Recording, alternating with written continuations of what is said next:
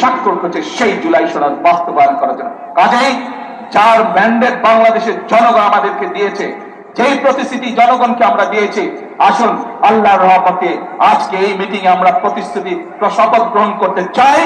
প্রত্যেকটি সেই শপথের প্রত্যেকটি প্রতিশ্রুতি ইনশাআল্লাহ যাতে আমরা বাস্তবায়ন করতে পারি, প্রত্যেকটি প্রতিশ্রুতি আমরা বাস্তবায়ন করব। প্রিয় ভাই বোনেরা, বগুড়া সিরাজগঞ্জ থেকে বগুড়া রেল লাইন, এইটি বগুড়ার মানুষের একটি অন্যতম প্রধান দাবি। ইনশাআল্লাহ শীঘ্র এই কাজ আমরা শুরু করব। প্রিয় ভাই বোনেরা, বগুড়া সহ আশেপাশের অনেকগুলো অঞ্চল কৃষি প্রধান অঞ্চল। আমরা চাই আমাদের কৃষিজাত পণ্য দেশে যেমন থাকবে, বিদেশেও রপ্তানি হবে।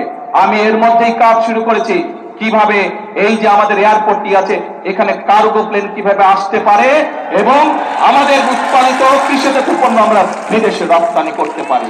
শুধু তাই নয় প্রিয় ভাই বোনেরা, ইনশাআল্লাহ শীঘ্র আমি কাজ শুরু করব কিভাবে যে বগুড়া বিশ্ববিদ্যালয়, সেখানে কৃষি প্রকৌশলী সহ চিকিৎসা, এই বিষয়গুলোকে কিভাবে আমরা এখানে ইনক্লুড করে বিশ্ববিদ্যালয়ের কাজ শুরু করতে পারি।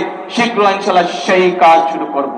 প্রিয় ভাই বোনেরা, এই সকল কাজ আমি তখনই করতে পারবো যখন আপনারা আমার হাতকে শক্তিশালী করবেন। আজকে এই মিটিং এ আসুন সেই কথা আমি ফিরে যাব। এই দেশ শহীদ জিয়া যুদ্ধ করে স্বাধীনতার ডাক দিয়ে যুদ্ধ করে স্বাধীন করেছিলেন। এই দেশ বাংলাদেশের গণতান্ত্রিকামী মানুষের দেশ।